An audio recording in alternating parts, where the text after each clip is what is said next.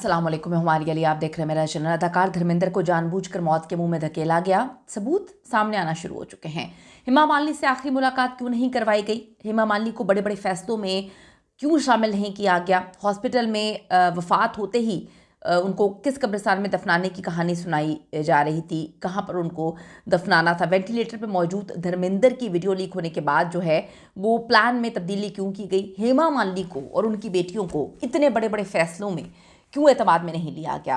क्यों नहीं उनको बताया गया या उनसे पूछा गया कि धर्मेंद्र के साथ क्या कुछ किया जा रहा है? वेंटिलेटर को क्या सच में बंद कर दिया गया था? क्या वेंटिलेटर को बंद करने का फैसला सिर्फ देओल फैमिली ने, यानी कि पहली बीवी की फैमिली ने लिया था? क्या हेमा मालिनी और उनकी फैमिली को कुछ इस बारे में इल्म नहीं था? ये कयास रही की जा रही हैं। आज की वीडियो में इस पर बात करते हैं। रिक्वेस्ट है चैनल को सब्सक्राइब कर लीजिए, वीडियो को आखिर तक जरूर देखिएगा। लेजेंड अदाकार धर्मेंद्र की मौत के बाद दो खबरें जी सामने आई। नंबर 1, धर्मेंद्र की डेथ न्यूज़ नहीं बल्कि आखिरी रसूमात आप सबने देखा कि उसकी खबर आती है। और दूसरे नंबर पर हेमा मालिनी और बेटियों को का बाइकआउट कर दिया गया। अब जी ईशा देओल जो कि उनकी बड़ी बेटी हैं हेमा मालिनी जी से, जैसे आखिरी लम्हात में भागते हुए शमशान घाट जाती हैं, ऐसा लग रहा था, उनका चेहरा भी बता रहा था कि उनको नहीं पता कि उनके बाप की डेथ कब हुई। जो भी था, जितने भी इख्तलाफात थे, उन बच्चियों का बाप तो वो था। वो जिस तरह से भागती भी वहाँ पे पहुँची, साबित हो रहा था कि हेमा मालिनी को जानबूझकर बहुत सारी खबरों से दूर रखा गया। उनको बहुत सारे मामला से, आखिरी जो उनके चल रहे थे उससे बेखबर रखा गया। अब सोशल मीडिया पे बहुत सारे सोर्सेस इस खबर को शेयर कर रहे हैं कि बॉलीवुड के ही मैन को लाइफ सपोर्ट से हटाकर मौत की वादी में धकेलने का फैसला किया गया। और ये फैसला बड़ी बीवी यानी कि पहली बीवी और उनके बच्चों ने किया। इसका इल्म हेमा मालिनी और उनकी बेटियों को नहीं था। इसके सबूत एक लीक्ड वीडियो की सूरत में सामने आए। वीडियो में साफ देखा जा सकता है कि धर्मेंद्र वेंटिलेटर पे है, लेकिन फैमिली ने यानी कि सनी देओल ने जो है इस बात से साफ इनकार कर दिया। उन्होंने कहा कोई वेंटिलेटर पे नहीं है, कोई लाइफ सपोर्ट सिस्टम पे नहीं है। जो वीडियो सामने आती है इसके बाद हकीकत खुल जाती है कि धर्मेंद्र को घर शिफ्ट कर दिया गया। बड़ी अजीब सी लोगों को ये बातें लगी कि अगर वो वेंटिलेटर पे थे तो उनको वेंटिलेटर से शिफ्ट क्यों किया गया, घर कैसे शिफ्ट कर दिया गया, एवरीथिंग इज़ फाइन वो क्यों कहा गया? धर्मेंद्र जिन्हें हम ही मैन के नाम से जानते हैं, आज एक नई साजिश की जद में है जिसे इंडियन मीडिया कवर नहीं कर रहा है। इंडियन मीडिया खामोश है क्योंकि धर्मेंद्र तो चला गए और जो हेमा मालिनी है उनका पीरियड भी ख़त्म हो गया, यानी कि अब वो सुपरस्टार ठीक है माजी की थी। उनकी बेटियां भी कोई बहुत बड़ी अदाकार नहीं है। अब सनी देओल और जो देओल फैमिली है, जिनके करता धरता सनी देओल और बॉबी देओल है, उनके बहुत कनेक्शंस है बाप की वजह से, और वो ख़ुद भी काफ़ी हिट फिल्में सनी देओल दे चुके हैं, तो उनको तो बॉलीवुड में सब जानते हैं। जिस तरह से दुआइया तकरीब हुई थी उसमें सारा बॉलीवुड सनी देओल के नाम पर ही आया था, उनके वालिद की जो भी रसूम चल रही थी। अब यहाँ पर बात यह है कि जो इस वक्त सोशल मीडिया पर ही खबरें चल सकती हैं, क्योंकि जो मीडिया है इंडिया का वो तो ये कवर नहीं कर सकता, वो सनी देओल के गुस्से से अच्छे से वाकिफ़ है। आज एक नई साजिश की जद में है धर्मेंद्र, जिनको ही मैन कहा जाता था। क्या उनकी पहली बीवी प्रकाश कौर और उनके बच्चों ने उन्हें वेंटिलेटर से हटाकर मारने की साजिश की है? ये एक बड़ा सवाल है जो इस वक्त जो फैंस हैं वो कर रहे हैं। ये खबरें सोशल मीडिया पर आग की तरह फैली हुई हैं। धर्मेंद्र 89 ईयर्स के थे। हाल ही में अस्पताल में दाखिल होते हैं जहां उनकी हालत तशवीशनाक बताई जाती है। कुछ रिपोर्ट्स के मुताबिक उन्हें वेंटिलेटर पर रखा गया था, लेकिन अचानक उन्हें हटा दिया गया, जिसके बाद उनकी सेहत जो है वो मजीद ख़राब हो गई। सोशल मीडिया पर एक वायरल पोस्ट में दावा किया गया कि यह फैसला उनकी पहली बीवी प्रकाश कौर और सनी देओल ने लिया है। सनी देओल, बॉबी देओल, विजेता और अजीता की तरफ से ये फैसला किया गया, जिसका मकसद कहा जा रहा है कि उनकी विरासत पे कब्जे का था।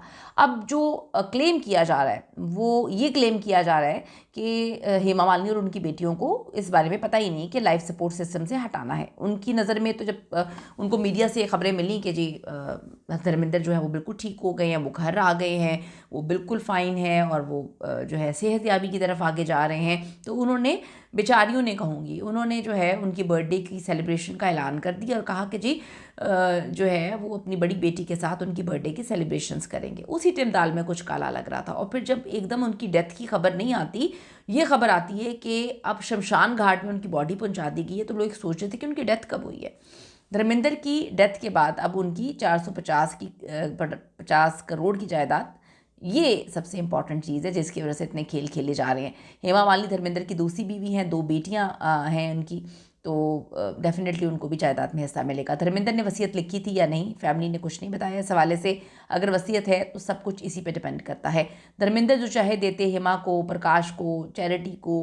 अगर वसीयत नहीं है तो फिर मामला अजीब है। प्रकाश को और सनी देओल और उनके जो 2 बच्चे हैं, हर एक को जो है वो इक्वल हिस्सा मिलेगा और इस इक्वल हिस्से के मुताबिक सबको 64 करोड़ हर एक बंदे को मिलेगा। धर्मेंद्र की जायदाद के 7 हिस्से किए जाएंगे। हेमा मालिनी को इस तरीके से कुछ नहीं मिलेगा। प्रकाश कौर जो है वो 1954 में इनकी शादी होती है, कानूनी बीवी है, 4 बच्चों की माँ है, उनका हिस्सा तो डेफिनेटली है। वो कहती थी धर्मेंद्र मुझे कभी नहीं छोड़ेंगे, और यही हुआ, धर्मेंद्र ने उनको कभी नहीं छोड़ा। हेमा मालिनी 1980 में उनके साथ उनकी शादी होती है, दूसरी शादी है। कानूनी तौर पे इंडिया के कानून के मुताबिक ये गलत शादी है, हिंदू लॉ में ये गलत है, उन्हें बराह रास्त हिस्सा नहीं मिलेगा। लेकिन सुप्रीम कोर्ट का एक फैसला है 2023 का, बच्चों को हक मिलेगा चाहे वो जो है शादी हो या ना हो। धर्मेंद्र सिंह पहले से शादीशुदा थे और हिंदू मज़हब में बीवी के होते हुए दूसरी बीवी नहीं रख सकते, दूसरी शादी नहीं कर सकते, और ना पहली बीवी को तलाक दी जा सकती है। तो हिंदू मैरिज एक्ट भी किसी हिंदू को दूसरी शादी की इजाज़त नहीं देता। कहा जाता है कि इसलिए धर्मेंद्र ने इस्लाम कबूल किया और हेमा मालिनी ने मुसलमान धर्मेंद्र से शादी के लिए इस्लाम कबूल किया था। धर्मेंद्र के निकाह नामे के मुताबिक उनका नाम दिलावर खान रखा गया था और हेमा मालिनी का नाम आयशा बेगम। उस ज़माने में धर्मेंद्र और हेमा मालिनी के बड़े चर्चे थे। इस्लाम कबूल करने की, निकाह करने की खबर जो है, सहाफ़ी ने जिसने ये ब्रेक की थी उसने कहा था कि ये ऐसी हकीकत है जिसका सच कभी सामने नहीं आएगा। ये बात भी काबिल ज़िक्र है कि उस ज़माने में हीरो हीरोइन अपने फिल्मी करियर को बचाने के लिए अपनी जो शादियाँ होती थी, पहली शादी को बचाने के लिए बरसों खुफिया रखते थे, इसलिए माजी में ऐसा होना कोई अनहोनी बात नहीं थी। फिल्मी दुनिया में शादियाँ, मज़हब की तब्दीली जो है वो खुफिया रखना मामूल की बात है। लोकसभा के 2004 के इंतखाबात के दौरान भी ये तनाज़ा उभर कर सामने आया था, जब धर्मेंद्र के असासों के गोशवारे में हेमा मालिनी का बिल्कुल भी जिक्र नहीं था, जिस पर हेमा मालिनी ने कहा था कि ये किसी का बड़ा निजी मामला है, मैं इस पर कुछ नहीं बोलूँगी, अपने मजहबी शनाख्त छुपाए रखना या जो भी मामला था ये निजी मामला है।